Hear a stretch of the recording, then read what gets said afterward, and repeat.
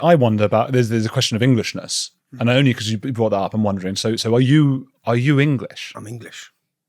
Born in England, raised in England. My father, my original father, my real dad, who I haven't seen since I was a kid, but he was English.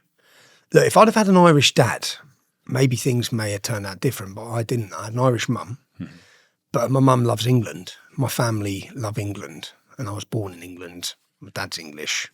I'm English. Am I English? I don't know. I was born in England. Yeah. Dad's English. You're English then? Is that it? I'd say so, wouldn't you? So there are some people who would say no, because my grandparents were all born in England. Yep. And parents, but my great-grandparents sort of Poland. I don't even know. Yeah, but at which point do they stop at that? The people who say no, how far do they go back? What are you going to have someone born here to say, like, they're saying you're not English, and then you have children, they have children, they have children, they have children, they have children. We're 300 years down the line. Are they not then English? Well, I agree with you. That's probably one of the most interesting things about you, is I think people see you as the kind of example of some sort of ethno-nationalist. I don't believe in ethno-nationalism. Yeah. And it's like people don't realise. I always used to argue, and my argument during the English Defence League days is, are you telling me Ian Wright's not English? I love Ian Wright, yeah? And then people say, well, no, he can't be ethnically English. I said, okay, the ethnically English, but are we going to encourage people? So Ian Wright's here, he loves England. I've got mates, most of my mates who are not white, have all got England tattoos. They love England, served in the Royal Marines, born in England, parents born in England. They're English. Where do you want them to go? So I have this, and I get a lot of flack for this from the ethno-nationalists. So do I. Yeah, but the ethno-nationalists are very large in number online because they come from all around the globe and they jump on everything and they're very active. They're activists, yeah? Tell the ethno-nationalists to have their own demonstration on the street. There'll be 10 of them. That's the reality. Who are some of these people? Who are they? Steve Laws, is that one of them? Absolute stick. Okay.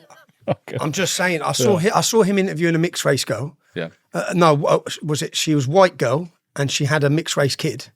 And he said, I'd deport your child.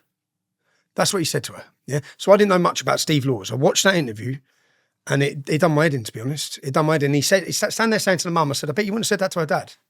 I bet you wouldn't have said that to her dad. He said he'd deport that child. So I just think that mindset is damaging for everyone. There's many people that have come to this country, embraced it, love it, become part of it, absolute patriots. You see them at every one of our demonstrations. Now, these ethno-nationalists like Steve Laws, they all hammer me. There's a common thread. They hate everyone that's not white, pretty much.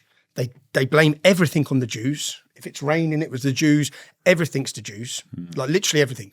And they then, even the mad alliance that I've seen develop, is they're in bed with the Muslims. Really? But yet they're all sort of like sitting down doing talks together. You see Nick Griffin sitting with 5 pillars. 5 pillars want a caliphate and Islamic domination. Nick Griffin hates everyone that's not white. But yet here they are coming together because they hate the Jews.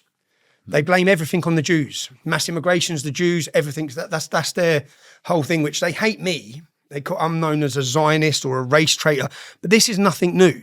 Now, from the days of the English Defence League and from the start of the English Defence League, you have to remember where I'm from and the worldview I have. Or I'm from Luton Town. Many of the people I love are not white. Yeah, many of them.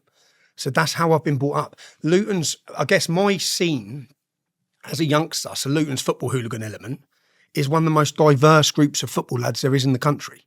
So back in the 70s or the 80s, a lot of the real hardcore far-right element clubs, which have gone now, but when they were far-right ideology behind certain football hooligan elements, their biggest day out would be Luton because they knew they'd be meeting a multicultural bunch of lads who were there together. And that's what I've grown up, the lads I grew up aspiring to or looking up to in the football scene were dreadlock Rasta lads. Do you feel very misrepresented then? No, that misrepresentation is very, it's like an oiled machine. And that's not just against me.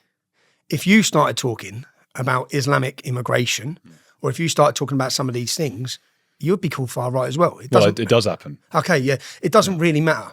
You can have 1,000 black people on a demonstration, yeah? Together, they'd be called white supremacists.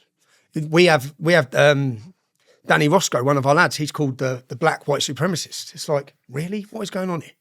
So, but that labelling was to take away any credibility, to make you toxic so no one would sit down with you. It's not really worked, but it did work for many years. many people would whisper to me or send me direct messages. I have many celebrities who have contacted me over the years. I agree with everything you're saying, but we're all scared. They had the entire population scared to speak openly and honestly. That bubble's well and truly bursting right now. There's something massive is happening right now. 91% watching Heretics clips are not subscribed. Quick favour, hit subscribe. Free, takes 2 seconds, and helps us question everything together.